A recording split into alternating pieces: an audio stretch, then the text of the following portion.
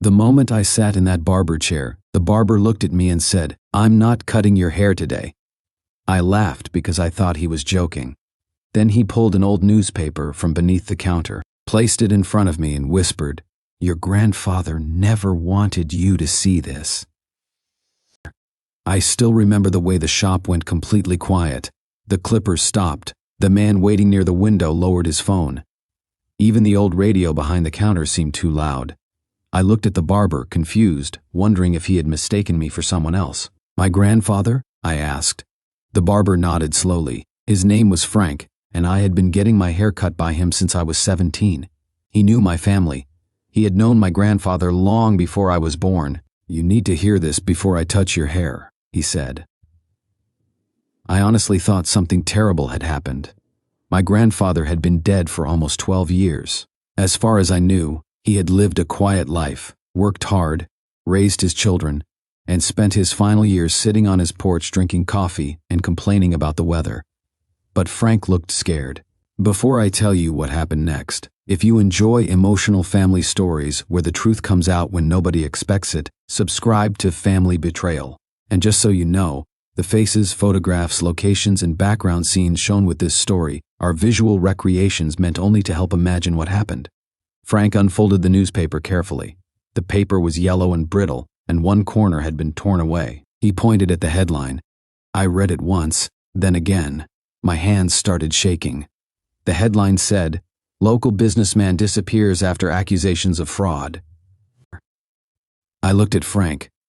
"What does this have to do with my grandfather?" He didn't answer immediately. Instead, he turned the newspaper over and showed me a photograph. I recognized the man standing beside my grandfather. It was my father. My stomach dropped. My father had always told me that he barely knew my grandfather's old business partners. He had always said Grandpa's business failed because of bad investments and poor decisions. That was the story I grew up believing. But the newspaper told a completely different story.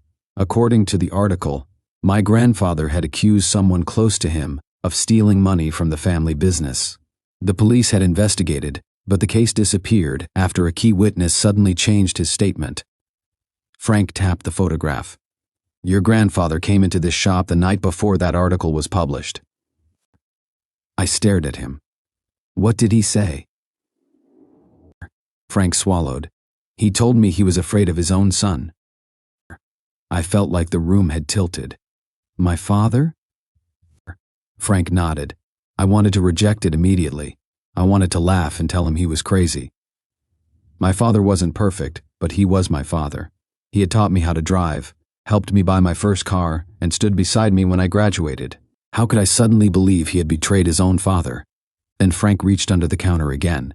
This time he pulled out a small envelope. "My grandfather gave me this," he said.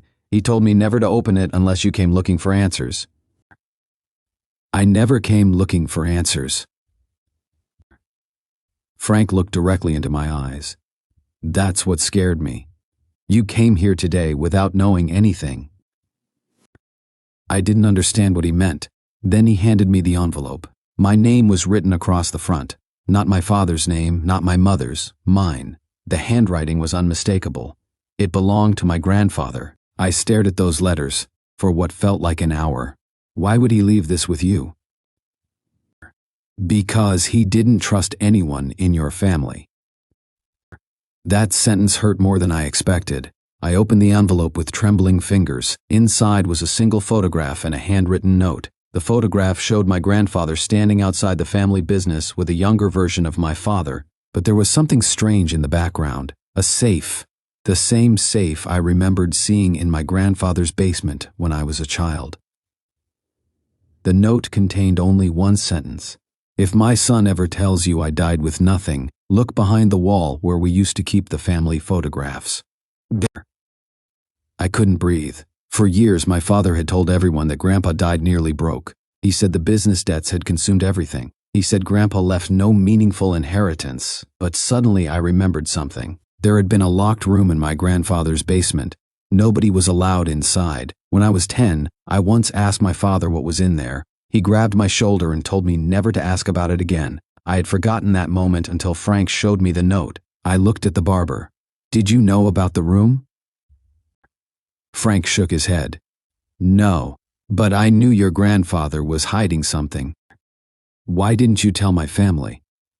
Ah, because he begged me not to. I stood up from the chair. I didn't care about my haircut anymore. I needed to go home. But before I could leave, Frank grabbed my arm. There's one more thing. My heart sank. He pointed toward the old newspaper. Read the last paragraph. I looked down. The final paragraph mentioned a witness who had refused to cooperate with investigators. The witness's name was blacked out in the copy Frank had saved, but underneath the black ink, I could still make out part of the name, my mother's maiden name. I froze. My mother had never mentioned this story, not once. I called her from the parking lot. She answered on the second ring. Hey, honey, everything okay? I couldn't speak. She asked again, what happened? I finally said, Mom, did you know Grandpa accused Dad of stealing from the business? Oh, silence. Not confusion, not surprise, silence. The kind of silence that tells you the person on the other end already knows exactly what you're talking about. Then she whispered, Where did you hear that? I closed my eyes. Frank showed me an old newspaper. My mother started crying, and that's when she said something that changed everything. Your grandfather didn't die broke. I felt my knees weaken. What are you talking about? He left something for you. What? She didn't answer. Instead, she said, Your father must never know that you found out. The call suddenly ended. I stood there in the barbershop parking lot staring at my phone. For the first time in my life, I realized I might have spent years believing a story that had been carefully created for me. I drove straight to my grandfather's old house. It had been sold years earlier, but I still knew the new owner. I told him I needed to look at the basement because of something my grandfather had left behind. He reluctantly agreed. When I walked downstairs, the memories came rushing back. The old shelves, the dusty furnace, the narrow hallway. And then I saw it, the family photographs, exactly where my grandfather had said they would be. My hands shook as I pulled the largest frame from the wall. Behind it was a small metal panel. I pushed it. Nothing happened. Then I remembered the photograph Frank had given me, the safe. I looked around the basement until I noticed an old wooden cabinet. Behind it was a narrow opening in the wall. My grandfather had hidden something there. I reached inside. My fingers touched metal. I pulled out a small lockbox, and taped to the top was another note. This one had only 5 words. Your father already knows. I nearly dropped the box, because at that exact moment I heard footsteps coming down the basement stairs, slow, heavy, familiar. I turned around. My father was standing at the bottom of the stairs. He looked at the lockbox in my hands. Then he looked at me, and for the first time in my life, my father didn't look angry. He looked terrified. He whispered, You shouldn't have found that. I realized then that the newspaper wasn't the real secret. It was only the beginning. And whatever was inside that box was the reason my grandfather had spent his final years waiting for me to discover the truth.